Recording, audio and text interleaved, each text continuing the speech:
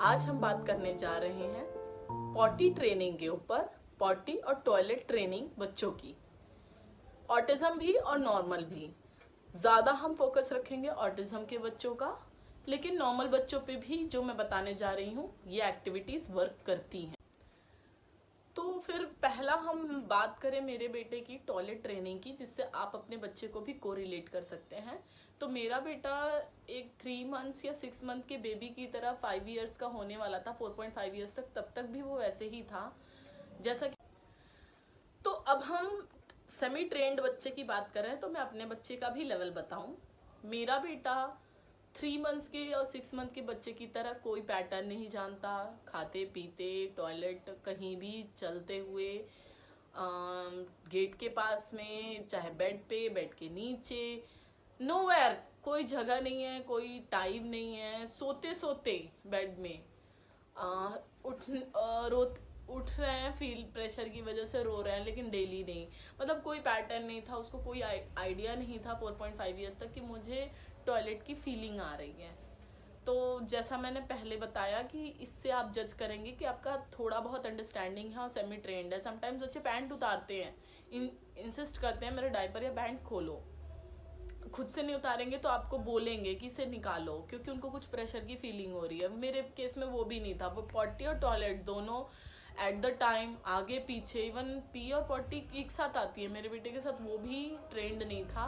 उसको ये प्रॉब्लम भी थी कि उसको समझ नहीं आता था, कि समझ नहीं कह सकती, मतलब उसका ब्रेन अभी कमांड नहीं ले पा रहा था इस चीज़ पे कि आपको टॉयलेट और पॉटी एक साथ मतलब म्यूचुअली करनी होती है। वो होता ही है, नेचुरल है। तो मैंने अपने बच्चे में क्या किया कि वो 2 मंथ में ही सिर्फ सीख गया, और आज मेरा मतलब 3-4 महीने में मेरा बेटा खुद टॉयलेट जाता है, पॉटी या टॉयलेट कर लेता है, वॉश कर लेता है, फिर हैंड वॉश कर लेता है, और सोप के साथ भी समटाइम्स मतलब अच्छे से कर लेता है। लेकिन वो हैंड पंप वाला जो हैंड वॉश है वो तो यूज़ कर लेते हैं, लेकिन सोप को ऐसे रब करना भी नहीं आ रहा, जिसको मैं सिखा रही हूँ। मगर आई नो वो 2 वीक्स में हो जाएगा। मैं सिखा कम रही हूँ क्योंकि थोड़ा विंटर्स जस्ट गई हैं, समर्स आया है, तो क्लाइमेट चेंज है। मैं नहीं चाहती वो ज़्यादा वाटर प्ले को एनकरेजमेंट मिले। तो फिर टॉयलेट ट्रेनिंग के लिए हमने किया क्या। मैंने टॉयलेट ट्रेनिंग के लिए ऐसा कुछ मतलब मेरा आइडिया नहीं था, लेकिन अभी मुझे आइडिया है कि टॉयलेट ट्रेनिंग के लिए आप क्या करें। मैं उसे, जब मैंने ओटी स्टार्ट की थी, ऑक्यूपेशनल थेरेपी, तो आमूमन बहुत सारे पेरेंट्स जब टॉयलेट ट्रेंड नहीं होते बच्चे या सेमी ट्रेंड होते हैं, तो वो उनको किसी डाइपर में डालते हैं या किसी पैटर्न के अकॉर्डिंग। जैसे स्कूल जा रहा है तब डाइपर पहनाया, घर में तो वो कर ले रहा है, लेकिन स्कूल के लिए पहना दिया, थेरेपी सेंटर के लिए पहना दिया। मैंने ऐसा नहीं किया। रीज़न था ये कि अगर मैंने डाइपर पहनाया तो जो थोड़ा बहुत भी वो समझना चाह रहा है वो नहीं समझेगा। ये नॉर्मल बच्चों के साथ भी होता है। अगर आप डाइपर पहना रहे हैं तो बच्चा ट्रेंड ही नहीं हो पाएगा। तो मैंने ऐसा कुछ नहीं किया। मैंने अपने बच्चे को कभी डाइपर नहीं पहनाया, क्योंकि बच्चे ट्रेन नहीं हो पाते इससे। इस वजह से मैंने कभी डाइपर नहीं पहनाया। मैं उसे थेरेपी सेंटर लेके जाती थी, और मेरे अंदर हमेशा ये होता रहता था कि कहीं ये टॉयलेट ना कर दे, कहीं ये टॉयलेट ना कर दे। एक डर और एक फोबिया टाइप भी बैठ गया था कि ये टॉयलेट ना कर दे। तो मैं हर 5 मिनट, अब मैं यही आपको बता रही हूँ क्यों, क्योंकि आपको चीज़ें रिलेट करने में इजी होगा। तो जो ये मेरा डर था, इसकी वजह से मैं हर 10 मिनट, हर 15 मिनट, क्योंकि मेरे बेटे के पास कोई टाइमिंग नहीं थी, वो 5 मिनट में भी कर लेता था, कभी कभी वो हाफ एन आवर या 1 आवर तक भी नहीं करता था। तो मेरे लिए टॉयलेट ट्रेनिंग एक बहुत ज़्यादा टफ काम था, बहुत ज़्यादा। कोई टाइमिंग नहीं थी, आमूमन बच्चे हाफ एन आवर, या एक प्रिडिक्शन आपको इजी मिलता है, जो मेरे बेटे के केस में नहीं था। ना टाइमिंग का प्रिडिक्शन था, ना डे टाइम या पैटर्न का प्रिडिक्शन था, ना किसी चीज़ का। मेरा जो वो डर था कि मैं थेरेपी सेंटर लेके जा रही हूँ और डाइपर नहीं पहना रही हूँ, इतना बड़ा थेरेपी सेंटर है, पूरा सुंदर सा इंटरनेशनल एनजीओ है, और सेंट्रलाइज एसी, सभी हाई फाई लोग आ रहे हैं, और मैं डाइपर नहीं पहना रही हूँ। बहुत अजीब लगता था अंदर से कि डर है। तो मैं उसको हर 10 मिनट, 15 मिनट, मीनवाइल जो मुझे थोड़ा सा टाइम मिलता था, जैसे वाइब्रेटर वगैरह मैं अब बताऊंगी आपको, हाइपर एक्टिविटी के सेशंस होते थे 10-15 मिनट के, मैं फिर से लेके गई टॉयलेट। मतलब मैं 1 घंटे के सेशन में 2 से 3 बार ट्राई करती थी। फिर मैं निकलने से पहले और कहीं पहुंचने के बाद भी ट्राई करती थी। एक महीने तक मुझे कोई रिजल्ट नहीं दिखा। 1 महीने तक मेरा बेटा रेयरली कभी टॉयलेट कर रहा था, ऐसा नहीं है कि नहीं कर रहा था, कर रहा था, लेकिन जो करके साउंड है उस पे कर रहा था। फिर सेकेंड मंथ में बहुत सडन पीक लिया उसने, और फिर वो बोलने पे कमांड लेने लगा और करने लगा कि बेटा सुसु कर लो। लेकिन मुझे उसे टॉयलेट ले जाना पड़ता था, खड़ा करना पड़ता था। Water flow sometimes tap on करते हैं तो उस फ्लो से फिर वो करने लगा था। फिर 10 डेज में वो प्रॉपर मतलब खुद से करना सीख गया था, पैंट उतारो करो। लेकिन मुझे बोलना पड़ता था कि बेटा जाओ टॉयलेट करो, इतना टाइम हो गया। अगर मैं किसी टाइम मिस कर दूं, या मान लीजिए मैंने सोचा अभी तो टॉयलेट किया है, जैसा कि मैंने बताया मेरा बेटा 5 मिनट्स में भी कर देता है, 5 मिनट में क्यों कमांड दूंगी मैं नेक्स्ट। तो वो कर देता था जो थोड़ा बहुत प्रेशर है वो भी, या कुछ ऐसा। फिर धीरे धीरे उसको भी पैटर्न आने लगा, और 3 मंथ्स 4 मंथ्स में वो सेल्फ टॉयलेट ट्रेंड हो गया पूरा। वो टॉयलेट करने लगा। जब उसे टॉयलेट की ट्रेनिंग आ गई तो पॉटी ट्रेन तो ऑटोमेटिकली हो गया, क्योंकि फिर टॉयलेट की जगह मैं उसको पॉटी के लिए सीट पे बैठाना समझाने लगी, मॉर्निंग, आफ्टरनून और इवनिंग। पॉटी ट्रेन मेरे लिए इजी इसलिए था क्योंकि पॉटी वाली चीज की फीलिंग मुझे वो देता था पहले भी।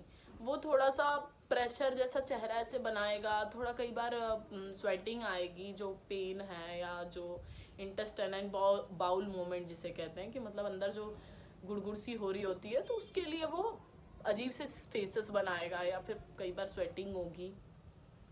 मुझे पता लग जाता था कि पॉटी की टाइमिंग है। तो अगर मुझे ज़्यादा नहीं 1 मंथ भी नहीं लगा, मैं इन सब चीज़ों को नोटिस करके कोरिलेट कराने लगी। बच्चे को अगर कॉन्सेप्ट क्लियर हो गया तो बच्चा आपका हर चीज़, चाहे कोई एक्टिविटी कर रहे हैं जो मैं बता रही हूँ या कुछ आप करा रहे हैं, वो बच्चे को कॉन्सेप्ट क्लियर होना चाहिए, वो ज़रूर करेंगे, क्योंकि ये नॉर्मल बच्चे ही हैं, इनका कोई ऐसा कुछ नहीं। मेरे ख्याल से ऑटिज्म तो ब्लेसिंग है, क्योंकि ये नॉर्मल से ज़्यादा ब्रेन होता है इनका थोड़ा एक्टिव। अगर माइल्ड ऑटिज्म है तो आप लकी हैं। तो मैंने इस तरह ट्रेन किया अपने बच्चे को। अब मैं आपको बताती हूँ कि आपका बच्चा ट्रेंड नहीं है तो आप क्या क्या स्टेप्स करिए। पहला तो आप डायपर छोड़िए। सबसे पहले आपको अपने डायपर्स हटाने होंगे। चाहे आप रेडी रहिए कि आपको बहुत सारा साफ सफाई करना पड़ेगा, लेकिन सिर्फ 2 मंथ्स, आप ये सोचिए सिर्फ 2 मंथ्स आप कैलेंडर में टिक करिए, 60 डेज हो जाएगा। फिर आपको डायपर छुड़ाने के बाद मेंटली हमेशा स्ट्रेस्ड और पीक्ड रहना है कि कराना है, लेकिन हर वक्त नहीं। एक पैटर्न फॉलो करिए। आपको डायपर तो नहीं पहनाना है, लेकिन दिन में आपको प्रॉब्लम आएगी। बट आपको क्या करना है कि जैसे आप कहीं पार्क ले जा रहे हैं, स्कूल ले जा रहे हैं, कहीं ले जा रहे हैं, मैं तो थेरेपी सेंटर ले जाती थी मैं, लेकिन आपको बोल रही हूँ कि आप कहीं ले जा रहे हैं। जिस वक्त मैं थेरेपी सेंटर ले जाती थी उस वक्त मैं जब भी बाहर निकलती थी मैंने यही काम किया था, बेटा बाहर चल रहे हैं टॉयलेट कर लो, बेटा बाहर चल रहे हैं टॉयलेट कर लो। 1 वीक में आपको कुछ नहीं दिखेगा, मगर वेट करिए, टॉयलेट ले जा रहे हैं ऐसा नहीं है, 5 मिनट भी लग जाता है कई बार, वेट करिए। आप उसको साउंड्स निकालिए, बोलो सुसु कर लो, टैप ओपन कर दीजिए, जो साउंड होता है वाटर का वो उससे होता है। कभी कभी थोड़ा सा डिस्टेंस ले लीजिए, ऐसा नहीं है बच्चे को वहीं खड़े करके फ्लश कर दीजिए, वो पानी देखेगा उसको अच्छा लगेगा। उसके पास में मत करिएगा क्योंकि बैक्टीरिया कुछ ऊपर उड़ते हैं। फिर उसको बोलिए टॉयलेट कर लो, टॉयलेट कर लो। कोई वाटर जहाँ कलेक्ट हो रहा है बाहर पार्क में, उस जगह भी आप बोल सकते हैं। वाटर को देख के फीलिंग आती है। ठंड का मौसम कुछ लोग कहते हैं अच्छा नहीं है, लेकिन मुझे लगता है ठंड का मौसम ऑसम है टॉयलेट ट्रेनिंग के लिए, क्योंकि ठंड में जैसे ही हम हैं पैंट उतारते हैं, टॉयलेट की फीलिंग बहुत प्रोमिनेंट है, बहुत इजी है। तो उस टाइम में भी आप ट्राई कर सकते हैं। बाकी आप मदर हैं, आपको बेटर पता होता है कि मेरा बच्चा किस मौसम में ज़्यादा कंट्रोल्ड और वेल बिहेव्ड रहता है, या ये मौसम बेटर है। हर बच्चे टू बच्चे सब कुछ वेरी करता है, हर एक चीज़ ट्रेनिंग से लेके हर एक काम वेरी करता है। तो जब आप उसको कहीं ले जा रहे हैं, आपने बोला, उसको कोशिश की, स्टार्टिंग में रिजल्ट नहीं दिखेंगे, लेकिन 1 मंथ के अंदर मैं श्योर हूँ रिजल्ट दिखेंगे। अगर आप इसको रेगुलरली फॉलो कर रहे हैं कि बाहर जाने से पहले उसको बोलना है बेटा टॉयलेट कर लो, और हर एक स्टेप को बताना है, पैंट उतारो, टॉयलेट करो, पैंट पहनो, ये बोलते रहना है आपको। ऐसा नहीं है कि उसने टॉयलेट नहीं की तो आपने पैंट पहनो नहीं बोला, पहनाया और चल दिए, नहीं, आपको बोलना है। क्योंकि मैं ऑटिज्म के ऊपर बता रही हूँ तो मोस्टली ये नॉन वर्बल होते हैं बच्चे और ध्यान भी नहीं देते, इसलिए बार बार बोलना है। तो आप बार बार बोलेंगे बेटा टॉयलेट कर लो, बेटा टॉयलेट कर लो। और फिर आप जब कहीं से बाहर आते हैं, घर, पार्क से, मॉल से, कहीं से घुमा कर लाते हैं, आते के साथ उसको सबसे पहले टॉयलेट के लिए इंसिस्ट करिए कि बेटा चलो टॉयलेट कर रहे हैं, चलो टॉयलेट करना है, मम्मा भी जा रही हैं, आप भी जाओ, पहले आप करो। आप कुछ भी बोलिए उसको, बार बार बोलिए, आने पे और जाने पे दोनों टाइम। कहीं आ रहे हैं, कहीं से आ रहे हैं तो, कहीं से जा रहे हैं, कहीं के लिए जा रहे हैं तो, मॉल, पार्क, किसी जगह जा रहे हैं, आप घर से बाहर जा रहे हैं तो, और घर में स्टेप इन करते तो, जैसे हम कहीं जाने से पहले प्रिपेयर होते हैं और कहीं आने के बाद हम रेस्ट लेते हैं, ड्रेस चेंज करते हैं, सेम ट्रेनिंग उनको देनी है। जाने से पहले शूज़ पहनो, तो पहले टॉयलेट करो, फिर शूज़ पहनो, और एनकरेज करिए बच्चे को जिस भी मेथड में होता हो। जैसे बच्चे को बहुत अच्छा लगता है हम घूमने जा रहे हैं तो वो ज़्यादा अटेंटिव रहेगा आपकी बातों की तरफ, तो शूज़ पहनो, हम चलेंगे, पहले टॉयलेट तो करो।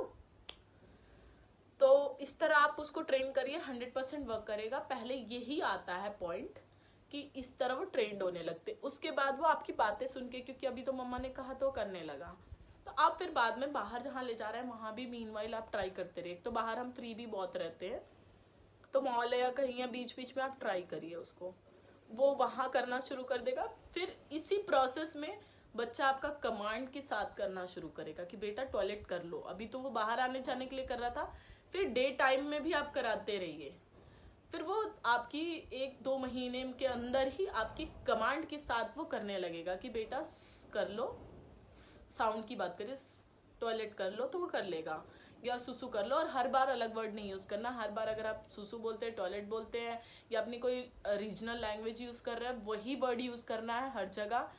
कोई दिक्कत नहीं है, मैं मॉल्स में भी यूज़ करती थी, बहुत लोग हंसते थे कि सुसु बोल रहे हैं, कोई बात नहीं, हमारी हिंदी है, हिंदी मातृभाषा है, तो आप सुसु बोलिए, आपको जो बोलना है बोलिए, टॉयलेट बोलिए, वॉशरूम बोलिए, लेकिन एक ही वर्ड बोलिए पहले।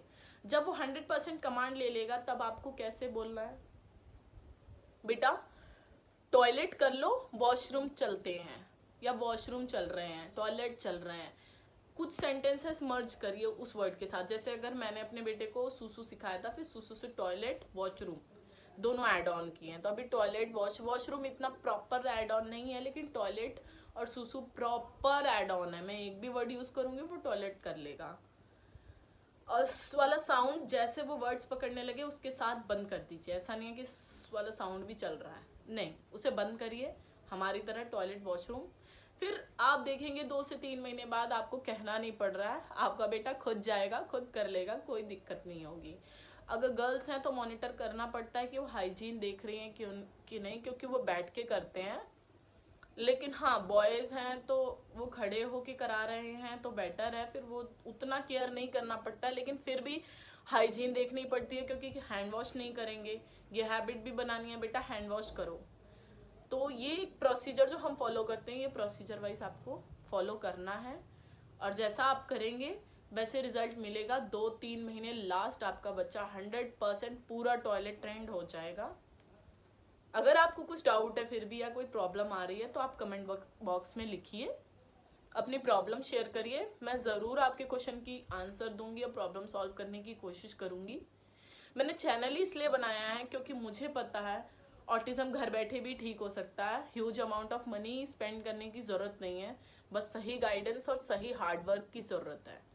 आप बच्चे को टाइम दीजिए, उसे कनेक्ट होइए, वो ज़रूर नॉर्मल बच्चों से अच्छा परफॉर्म करेंगे। सबसे बड़ी बात है वो अच्छा परफॉर्म करेंगे।